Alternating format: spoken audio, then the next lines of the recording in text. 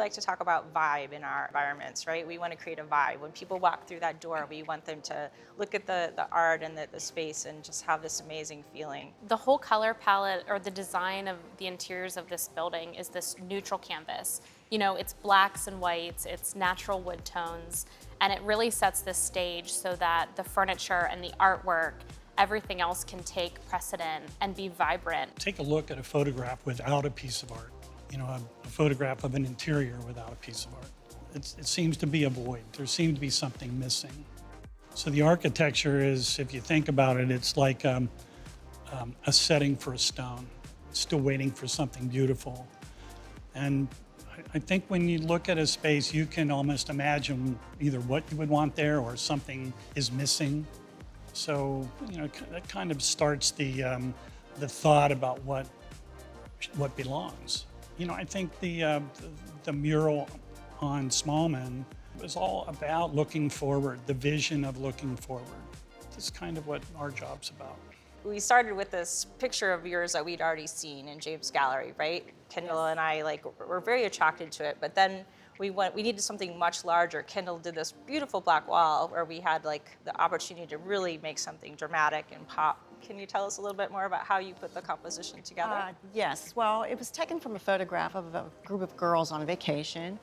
And we were outside, but we were sitting on a luxurious couch next to the sea in Italy. I thought about being a person in this space, working here or sitting in this area, and I wanted them to feel like they were almost outside, because you almost are with all the glass.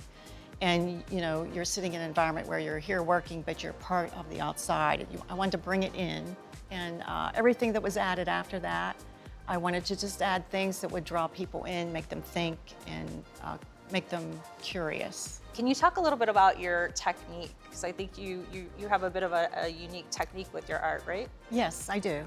I paint with knives. I draw with brushes, the drawing, and then go over it with knife work, thick paint. It goes very quickly. It's a little bit of a different knife technique than you might see in other knife artists. But I like to build up the texture. I like to scratch and dig into the paint, move it around. And it gives it a lot more interest than it would if it was just flat surface. So with the pandemic going on, gathering, being together, being sociable was kind of a negative thing. We needed to reverse that narrative with what we were doing here. So we intentionally chose pieces that talked about and that represented coming back together, right? So we have your piece, In Good Company, and then we have Dan DeRosa's sculpture. Do you want to talk a little bit about Dan's piece? Yeah, there's a lot said already and a lot to say about it. Dan's a really interesting artist, a local Pittsburgh sculptor. His piece is called The Gathering. It's positioned right off the bike path on the river, and the idea was to create a gathering place. His memory of a piece of sculpture that they all said, well, it's like, let's meet at Kaufman's Clock. You know, this is now another marker that people can come. There's a place where they can meet. There's a place that they know about. We've heard lots of comments about, anything about the sculpture down this strip. When you walk the perimeter of the building, you feel everything is completely cohesive. You know, the colors and the sculptures, the paintings, the furniture, and it's 360. Like, as you have the experience of walking around the entire building, you see it all come together. Greg works on huge surfaces. And digitally, he designs digitally. So you talked about the speed of your, your technique.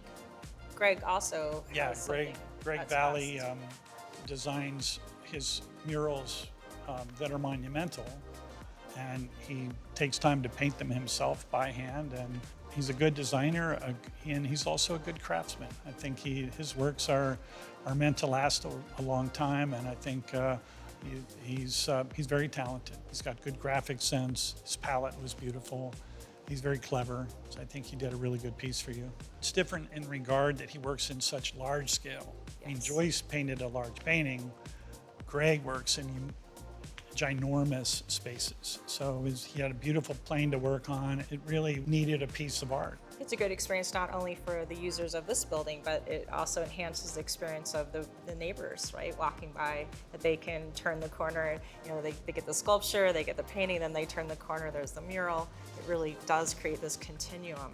We not only did art in the lounge, the tenant lounge here, but we also did something I think that's kind of unusual. We did a very large scale piece in the fitness center. The fitness center is grounded with this full height, floor to ceiling floral print. And the medium was actually to turn this into a digital wall covering. So we were able to digitally pick out our colors and manipulate them to create this palette that worked with all the other art in the building.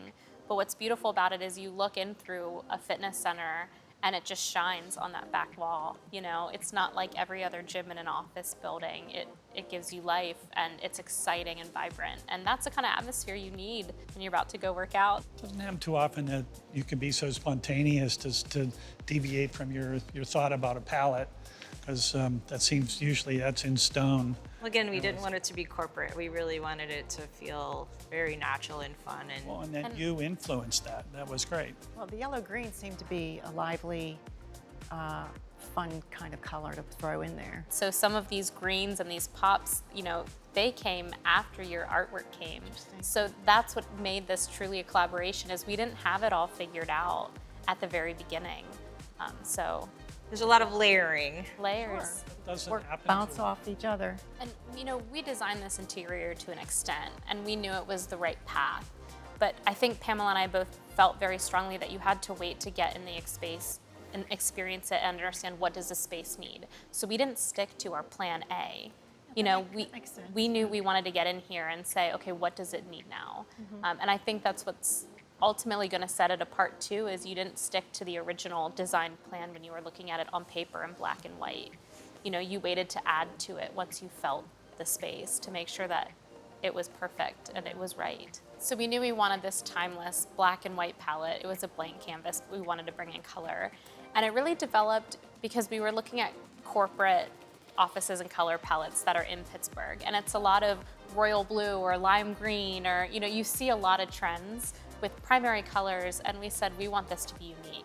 So that's why we said, let's put hot pink in this project. And what plays with that? You know, the deep teals and the chartreuses. You know, it's not Pittsburgh yellow. You know, as much as this is a community space, we didn't want the Pittsburgh gold. So we chose chartreuse, you know, and it's those things that set it apart, is it's these off colors that you don't see in every other building or don't feel corporate.